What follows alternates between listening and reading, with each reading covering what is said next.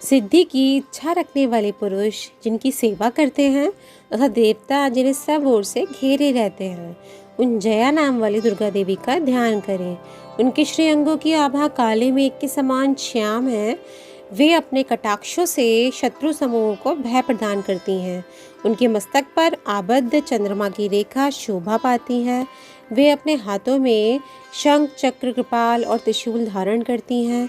उनके 3 नेत्र हैं। वह सिंह के कंधे पर चढ़ी हुई हैं और अपने तेज से तीनों लोगों को परिपूर्ण कर रही हैं। ऋषि कहते हैं, अत्यंत पराक्रमी दुरात्मा महिषासुर तथा उसकी दैत्य सेना के देवी के हाथ से मारे जाने पर इंद्र आदि देवता प्रणाम के लिए गर्दन तथा कंधे झुकाकर उन भगवती दुर्गा का उत्तम वचनों द्वारा स्वैतन करने लगे। समय उनके सुंदर अंगों में अत्यंत हर्ष के कारण रोमांस हो आया था। देवता बोले, संपूर्ण देवताओं की शक्ति का समुदाय ही जिनका स्वरूप है तथा जिन देवी ने अपनी शक्ति से संपूर्ण जगत को व्याप्त कर रखा है, समस्त देवताओं और महर्षियों की पूजनिया उन जगदम्बा को हम भक्तिपूर्वक नमस्कार करते हैं। वे हम लोगों का कल्याण करें। जिनके अनुपम प्रभाव और बल का वर्णन करने में भगवान शेषनाग, ब्रह्मा जी तथा महादेव जी भी समर्थ नहीं हैं, वे भगवती चंडिका संपूर्ण जगत का पालन एवं अशुभ भय का नाश करने का विचार करें। जो पुण्यात्माओं के घरों में स्वयं ही लक्ष्मी रूप में, पापियों के यहाँ दरिद्रता रूप से, शुद्ध अंतकरण वाले पुरुषों के हृदय में बुद्धि रूप से, सत्पुरुषों में श्रद्धा रूप से तथा कुलीन मनुष्यों में लज्जा रूप से निवास करती हैं, उन आप भगवती दुर्गा को नमस्कार करते हैं। देवी, आप संपूर्ण विश्व का पालन कीजिए। देवी, आपके इस औचित्य रूप का, असुरों का नाश करने वाले भारी पराक्रम का तथा समस्त देवताओं और दैत्यों के समक्ष युद्ध में प्रकट किए हुए आपके अद्भुत चरित्रों का हम किस प्रकार वर्णन करें। आप संपूर्ण जगत की उत्पत्ति में कारण हैं। आप में सत्वगुण, रजोगुण और तमोगुण, ये तीनों गुण मौजूद हैं, तो भी दोषों के साथ आपका संसर्ग नहीं जान पड़ता। भगवान विष्णु और महादेव जी आदि देवता भी आपका पार नहीं पाते। आप भी सबका आश्रय हैं। ये समस्त जगत आपका अंशभूत है, क्योंकि आप सबकी आदिभूत, अव्यक्तता, पराप्रकृति है। देवी, संपूर्ण यज्ञों में जिसके उच्चारण से सब देवता तृप्ति लाभ करते हैं, वह स्वाहा आप ही हैं। इसके अतिरिक्त आप पितरों को भी तृप्ति का कारण है, अतः सब लोग आपको स्वदा ही कहते हैं। देवी, जो मोक्ष की प्राप्ति का साधन है, आचित्य महाव्रत स्वरूपा है, समस्त दोषों से रहित जितेंद्रिय तत्व को भी सार वस्तु मानने वाले तथा मोक्ष की अभिलाषा रखने वाले मुनिजन जिसका अभ्यास करते हैं, वह भगवती पराविद्या आप ही हैं। आप शब्द स्वरूपा हैं, अत्यंत निर्मल ऋग्वेद, यजुर्वेद और उद्गीत के मनोहर पाठों के पाठ से युक्त सामवेद का भी आधार आप ही हैं। आप देवीत्री और भगवती हैं। आप विश्व की उत्पत्ति और पालन के लिए आप ही वार्ता के रूप में प्रकट हुई हैं। आप संपूर्ण जगत की घोर पीड़ा का नाश करने वाली हैं। देवी, जिससे समस्त शास्त्रों के सार का ज्ञान होता है, वह मेधा शक्ति आप ही हैं। दुर्गम भवसागर से पार उतारने वाली नौका रूप दुर्गा देवी भी आप ही हैं। आपकी कहीं भी आसक्ति नहीं है। मधुकैटभ के शत्रु भगवान विष्णु के वक्ष स्थल में एकमात्र निवास करने वाली भगवती लक्ष्मी तथा भगवान चंद्रशेखर द्वारा सम्मानित गौरा देवी भी आप ही हैं। आपका मुख मंद मुस्कान से सुशोभित, निर्मल, पूर्ण चंद्रमा के बिंब का अनुसरण करने वाला और उत्तम सुवर्ण की मनोहर कांति से कमनीय है। तो भी उसे देखकर महिषासुर को क्रोध हुआ और सहसा उसने उस पर प्रहार कर दिया। ये बड़े आश्चर्य की बात है। देवी, वही मुख जब क्रोध से युक्त होने पर उदय काल के चंद्रमा की भांति लाल और तनी हुई भुवों के कारण विकराल हो उठा, तब उसे देखकर जो महिषासुर के प्राण तुरंत नहीं निकाल गए, वह उससे भी बढ़कर आश्चर्य की बात है, क्योंकि क्रोध में भरे हुए यमराज को देखकर भला कौन जीवित रह सकता है। देवी, आप प्रसन्न हो।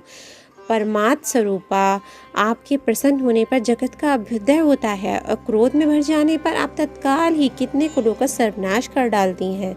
यह सब अभी अनुभव में आई है, क्योंकि महिषासुर की यह विशाल सेना क्षण भर में आपके कोप से नष्ट हो गई। सदा अभ्युदय प्रदान करने वाली आप जिन पर प्रसन्न रहती हैं वे ही देश में सम्मानित हैं।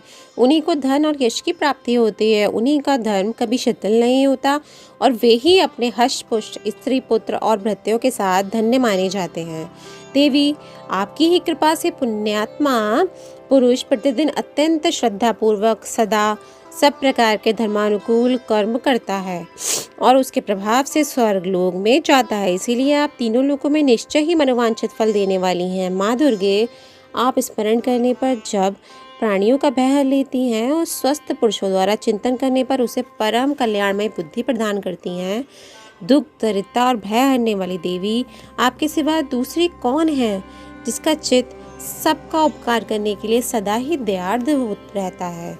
देवी, इन राक्षसों के मारने से संसार को सुख मिले तथा ये राक्षस चिरकाल तक नरक में रहने के लिए भले ही पाप करते रहे हों, इस समय संग्राम में मृत्यु को प्राप्त करके स्वर्ग लोक में जाएं। निश्चय ही यही सोचकर आप शत्रुओं का वध करती हैं। आप शत्रुओं पर शस्त्रों का प्रहार क्यों करती हैं? समस्त अस्त्रों को दृष्टिपात मात्र से ये भस्म क्यों नहीं कर देती? इसमें एक रहस्य है। ये शत्रु भी हमारे शस्त्रों से पवित्र होकर उत्तम लोकों में जाएं। इस प्रकार उनके प्रति भी आपका विचार अत्यंत उत्तम रहता है।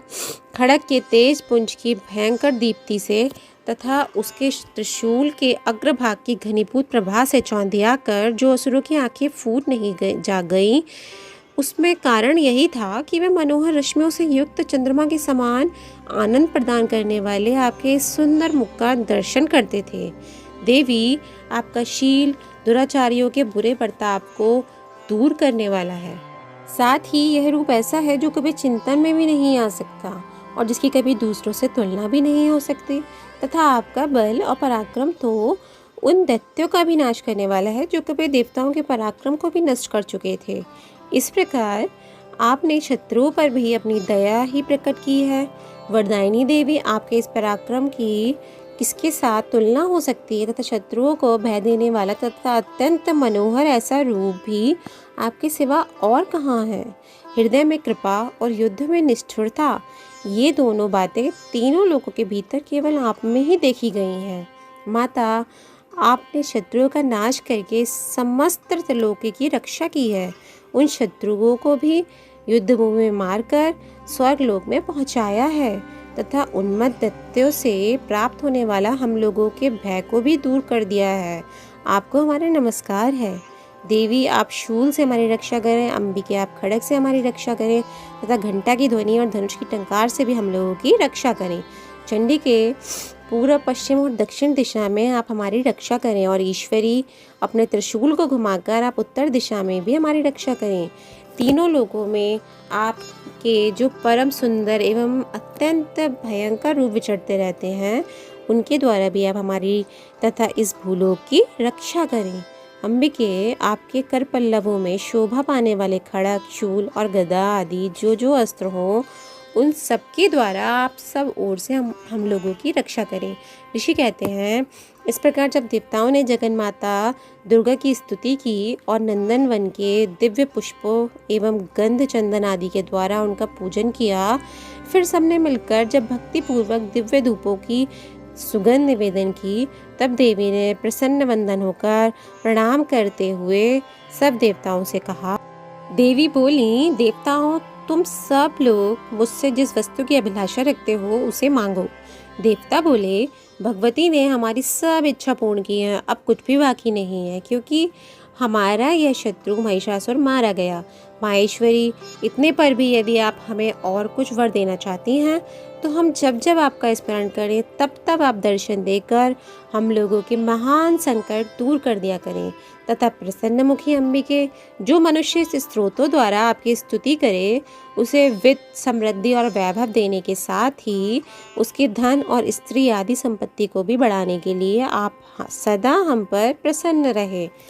ऋषि कहते हैं, राजन, देवताओं ने जब अपने तथा जगत के कल्याण के लिए भद्रकाली देवी को इस प्रकार प्रसन्न किया, तब वे तथास्तु कहकर वहीं अंतर्ध्यान हो गईं।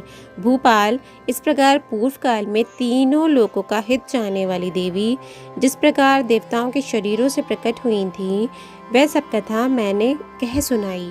अब पुनः देवताओं का उपकार करने वाली वे देवी दुष्ट दैत्यों तथा शुभ निशुंभ का वध करने एवं सब लोगों की रक्षा करने के लिए गौरी देवी के शरीर से जिस प्रकार प्रकट हुई थी, वह सब प्रसंग मेरे मुंह से सुनो।